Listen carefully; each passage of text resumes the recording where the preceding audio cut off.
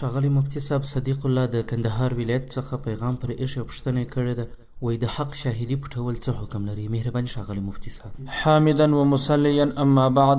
د محترم صدیق الله ورور د پوښتنې په جواب کې علمای کرام فرمایي چې حق شاهدي پټول دا ګناه کبیره ده او نبی علیه السلام د داسې چا چې هغه حق شاهدي پټوي د دې مشابهت د درواغو د ګواهي ورکوونکي سره ورکړی دي، او هغه څوک چې درواغو شاهدي ادا کوي د هغه باره کې دا خبره راغلی ده چې د قدمونه به هیڅ وخت د خپل ځای څخه لیرې نسي تر دې چې الله پاک جل جلاله د په حق د اور یعنی جهنم فیصله وکړي. البته دا خبره باید په یاد ولرو چې په حقوق او عبادت کې حق شاهدي هغه وخت واجبېږي کله چې د ده څخه مطالبه د شاهدي وسي، او په حقوق الله کې د طلب بغیر که څه هم د ده څخه مطالبه نه وي سوې، دغه د حق شاهدي دا واجب ده چې دی به یې ښکاره کوي.